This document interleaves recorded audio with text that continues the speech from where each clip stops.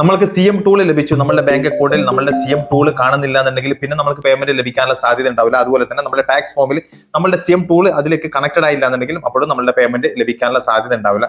അപ്പോൾ ഇന്നത്തെ വീഡിയോയിൽ നിങ്ങളായിട്ട് ഷെയർ ചെയ്യാൻ പറ്റുന്നത് നമ്മൾക്ക് ഫേസ്ബുക്കിൽ സി എം ടൂൾ ലഭിച്ചു. സി എം ടൂൾ ലഭിച്ചതിന് ശേഷം നമ്മൾക്ക് ഏണിങ്സ് എങ്ങനെയാണ് വരുന്നത്, ഏത് രീതിയിലാണ് വരുന്നത്, നമുക്ക് എവിടെയാണ് കാണാൻ സാധിക്കുന്നത്, നമ്മൾ എങ്ങനെയാണ് പേ ഔട്ടുമായിട്ട് ബന്ധപ്പെട്ട കാര്യങ്ങൾ നമ്മൾ അവിടെ അപ്ഡേറ്റ് ചെയ്ത് കൊടുക്കേണ്ടത്, നമ്മളുടെ ബാങ്ക് അക്കൗണ്ടിൽ ഇനി പേ ഔട്ട് നമ്മൾ സെറ്റപ്പ് ചെയ്ത് ഫിനിഷ് ആയി കഴിഞ്ഞാലും നമ്മളുടെ ബാങ്ക് അക്കൗണ്ടിലേക്ക് പണം എങ്ങനെയാണ് വരുന്നത്, എപ്പോഴാണ് വരുന്നത്, അതുമായിട്ട് ബന്ധപ്പെട്ട കാര്യങ്ങളാണ് ഇന്നത്തെ വീഡിയോയിൽ നിങ്ങളായിട്ട് ഷെയർ ചെയ്യാൻ പോകുന്നത്. ഒരുപാട് പേർക്കുള്ള ഒരു സംശയമാണ്.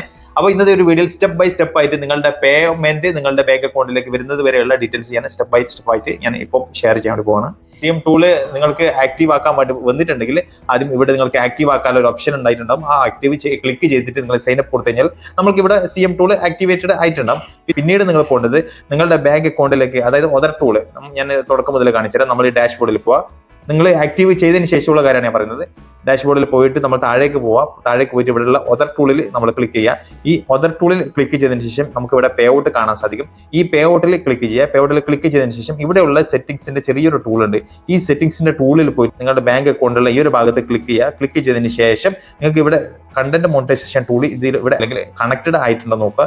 കണക്റ്റഡ് ആയിട്ടില്ല എന്നുണ്ടെങ്കിൽ നിങ്ങൾക്ക് കണക്ട് ചെയ്യാനുള്ള ഓപ്ഷൻ ചിലപ്പം ഇവിടെ വന്നിരിക്കാം. അതായത് ഈ ഒരു ഭാഗത്ത് ഫിനിഷ് സെറ്റപ്പ് എന്നുള്ളൊരു മാർക്കോട് കൂടി ഇവിടെ വന്നിട്ടാണ്. അപ്പോൾ നമ്മൾ ഫിനിഷ് സെറ്റപ്പ് ചെയ്ത് കൊടുക്കാണ്ട്. അതേപോലെ തന്നെ ഈ ടാക്സിന്റെ ഈ ഒരു ഭാഗം കൂടി നിങ്ങൾ ചെക്ക് ചെയ്യണം, നമ്മളുടെ കണ്ടന്റ് മോണിറ്റൈസേഷൻ ടൂള് ഇതിലേക്ക് കണക്റ്റഡ് ആയിട്ടുണ്ടോ എന്ന്. ഓക്കെ, നിലവിൽ ഈ അക്കൗണ്ടിൽ രണ്ടും കണക്റ്റഡ് ആയിട്ടുണ്ട്. അതുപോലെ തന്നെ ടാക്സ് ഫോമിലും കണക്റ്റഡ് ആയിട്ടുണ്ട്. അതുപോലെ തന്നെ ബാങ്ക് അക്കൗണ്ടിലും കണക്റ്റഡ് ആയിട്ടുണ്ട്. ഇനി അത് ആയിട്ടില്ല എന്നുണ്ടെങ്കിൽ ഇവിടെ നിങ്ങളുടെ ബാക്കിയുള്ള വർക്ക് ചെയ്യാനുള്ള ഓപ്ഷൻ ഉണ്ടാവും. ഫിനിഷ് സെറ്റപ്പ് ഉണ്ടാവും, അല്ലെങ്കിൽ ഈ ഒരു ഭാഗത്തുണ്ടാവും റൈറ്റ് സൈഡിൽ. അല്ലെങ്കിൽ നമ്മളുടെ ഈ മോണിറ്റൈസേഷന്റെ ഭാഗത്ത് ക്ലിക്ക് ചെയ്ത് കഴിഞ്ഞാൽ അവിടെയും കാണാൻ സാധിക്കും. ഈ മോണിറ്റൈസേഷനിൽ ക്ലിക്ക് ചെയ്ത് കഴിഞ്ഞാൽ നമുക്ക് ഈ ഒരു ഭാഗത്ത് പേ ഔട്ട് സെറ്റപ്പ് കാണാൻ സാധിക്കും. അന്ന് നമ്മളവിടെ സെറ്റപ്പ് നമ്മൾ ചെയ്തിട്ട് നമ്മൾ കണ്ടിന്യൂ ചെയ്ത് കൊടുത്തു കഴിഞ്ഞാൽ നമ്മുടെ ആ ടൂള് കണക്റ്റഡ് ആവുന്നതായിരിക്കും. ഓൾറെഡി നിങ്ങൾ പേ ഔട്ട് സെറ്റപ്പ് ചെയ്തവരായാലും ഇങ്ങനെ വരാനുള്ള സാധ്യത ഉണ്ട്. ഇനി നിങ്ങൾ പേ ഔട്ട് നിങ്ങൾ ചെയ്തിട്ടില്ല എന്നുണ്ടെങ്കിൽ നിങ്ങൾ അതിനെ കുറിച്ചിട്ട് ടെൻഷൻ ആവേണ്ട ആവശ്യമില്ല. ചിലപ്പോൾ നിങ്ങൾക്ക് $25 ആവുന്ന സമയത്തായിരിക്കും നിങ്ങൾക്ക് പേ ഔട്ട് സെറ്റപ്പ് ചെയ്യാനുള്ള ഓപ്ഷൻ വരുന്നത്. ഓക്കെ, അപ്പൊ നിങ്ങൾക്ക് ഫസ്റ്റ് തുടക്കത്തിൽ തന്നെ നിങ്ങൾ ചെക്ക് ചെയ്യേണ്ട കാര്യം ഇതാണ്, നമ്മളുടെ ടൂള് അതിലേക്ക് കണക്റ്റഡ് ആയിട്ടുണ്ടോ എന്ന്. ഓക്കെ, അപ്പം നിങ്ങൾക്കിപ്പം സി എം ടൂള് ലഭിച്ചു, കണ്ടന്റ് മോണിറ്റൈസേഷൻ ടൂള് ലഭിച്ചതിന് ശേഷം എന്താണ് ചെയ്യേണ്ടത്? നിങ്ങൾ ഈ ഒരു ഭാഗത്ത് ക്ലിക്ക് ചെയ്യും. ഈ ഒരു കണ്ടന്റ് മോണിറ്റൈസേഷൻ ക്ലിക്ക് ചെയ്ത് കഴിഞ്ഞാൽ നമുക്ക് അവിടെ കാണാൻ സാധിക്കും.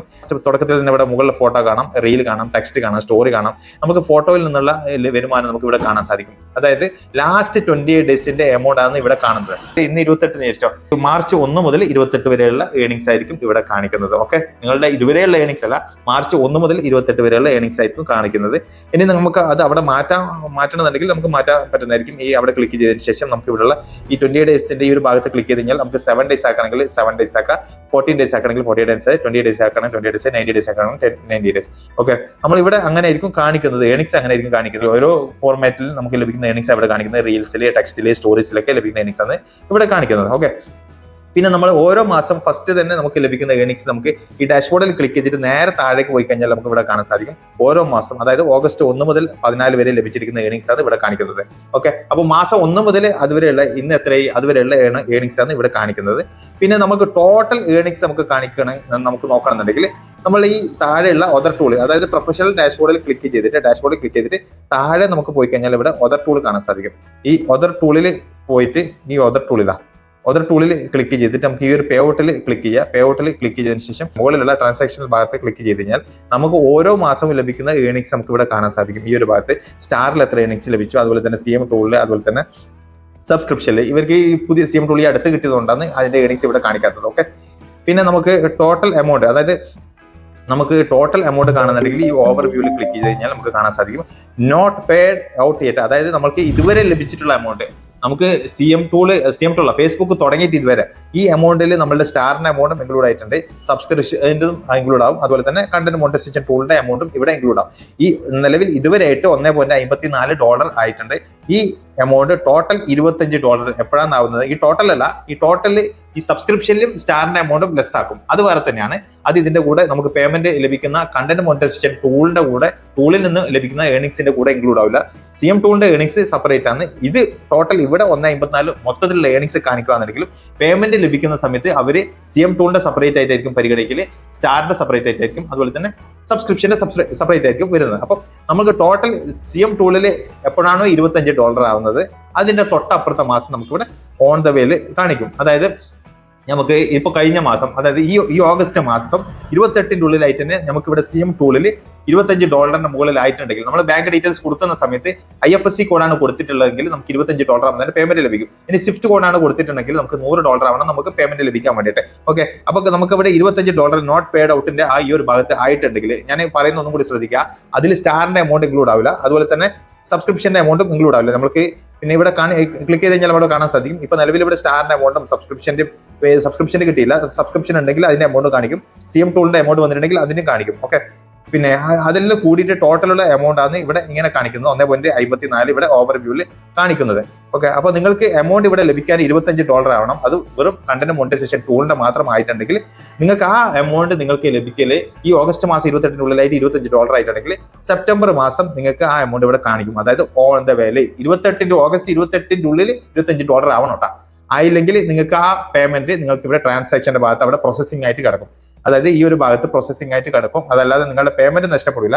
നിങ്ങൾക്ക് ഒരു $10 ആണ് ഈ ഓഗസ്റ്റ് മാസത്തിൽ വന്നിട്ടുണ്ടെങ്കിൽ നിങ്ങൾ മുകളിൽ തന്നെ ഓഗസ്റ്റ് മാസം കഴിഞ്ഞിട്ട് സെപ്റ്റംബർ ഒരു 4 or 5 തീയതി ആകുമ്പോൾ ഇവിടെ പ്രോസസിംഗ് കാണിക്കും, നിങ്ങൾക്ക് ഓഗസ്റ്റ് മാസം ലഭിച്ചിരിക്കുന്ന എമൗണ്ട് കാണിക്കും. ഓക്കെ, ഇനി അഥവാ $25 മുകളിൽ ലഭിച്ചിട്ടുണ്ടെങ്കിലും അവിടെ പ്രോസസിംഗ് കാണിക്കും. എന്നിട്ട് നമുക്ക് പിന്നെ ഈ ഒരു ഡേറ്റിന്, അതായത് നമുക്ക് ഈ ഒരു പിന്നെ 4 or 5 ദിവസത്തിന് ശേഷം അല്ലെങ്കിൽ 10-10 തീയതിക്ക് ശേഷം നമുക്കിവിടെ ഓൺ ദ വേല ആ എമൗണ്ട് കാണിക്കുമായിരിക്കും. അതായത് $25 മുകളിലായിട്ടുണ്ടെങ്കിൽ ഓൺ ദ വേല ഇവിടെ എമൗണ്ട് കാണിക്കും. അതിനുശേഷം ഒരു 22-23 ശേഷം ഫേസ്ബുക്ക് പേയ്മെന്റ് പേഡ് ആക്കും. എന്നിട്ട് ആ പേയ്മെന്റ് നമ്മളുടെ ബാങ്ക് അക്കൗണ്ടിലേക്ക് ഒരു 30-ാം തീയതിന്റെ ഉള്ളിലായിട്ട് നമ്മളുടെ ബാങ്ക് അക്കൗണ്ടിലേക്ക് വരുന്നതായിരിക്കും.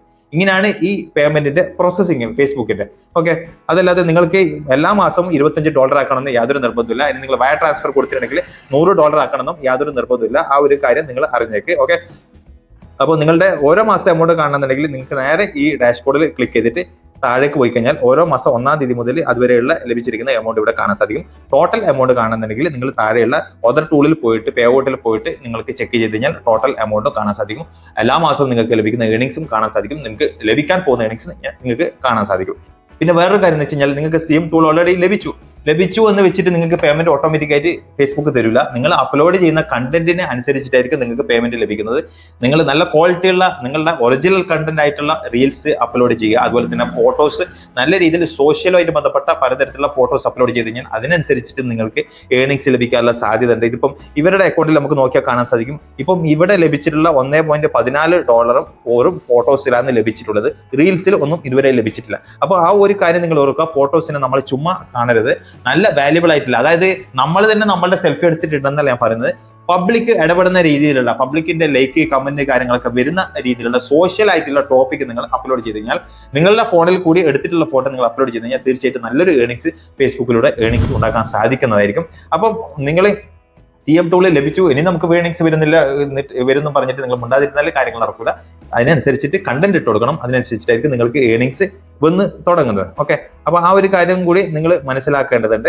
പിന്നെ വേറൊരു കാര്യം, നമുക്ക് ഈ ഒരു ടൂള് കിട്ടിയിട്ട് നമുക്ക് അവിടുന്ന് ഇവിടുന്നൊക്കെ ചെറവറായിട്ട് മറ്റുള്ളവരുടെ കണ്ടന്റ് അപ്ലോഡ് ചെയ്ത് നിങ്ങളുടെ ഈ ടൂള് നഷ്ടപ്പെടുത്തരുത്. നിലവിൽ നല്ല രീതിയിൽ സ്ട്രിക്റ്റ് ആയിട്ടുണ്ട്, മുമ്പത്തെ പോലെ നല്ല ഇപ്പൊ നിലവിൽ AI കൂടി വന്നതോടുകൂടി ഫേസ്ബുക്ക് നല്ല രീതിയിൽ സ്ട്രിക്റ്റ് ആക്കിയിട്ടുണ്ട്.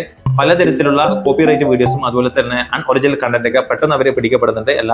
പല ആളുടെയും അക്കൗണ്ടും പെട്ടെന്ന് അവരെ റെസ്ട്രിക്ഷൻ കൊടുക്കുന്നുണ്ട്. അതുകൊണ്ട് സൂക്ഷിക്കുക, നിങ്ങളുടെ കണ്ടന്റ് മാത്രം നിങ്ങൾ ഫോക്കസ് ചെയ്തിട്ട് നിങ്ങൾ മുന്നോട്ട് പോകാൻ വേണ്ടിയിട്ട് ശ്രമിക്കും. അപ്പം ഏകദേശം കാര്യങ്ങളൊക്കെ നിങ്ങൾക്ക് മനസ്സിലായി എന്ന് കരുതുന്നു. വീഡിയോ ഇഷ്ടപ്പെട്ട് കഴിഞ്ഞാൽ ലൈക്ക് ചെയ്യാൻ മറക്കരുത്. പറ്റുമെങ്കിൽ നിങ്ങൾ ഒരു വീഡിയോ നിങ്ങൾ സേവ് ആക്കി വെക്കുക, അല്ലെങ്കിൽ നിങ്ങളുടെ അടുത്ത കൂട്ടുകാർക്കൊക്കെ ഷെയർ ചെയ്ത് കൊടുക്കുക.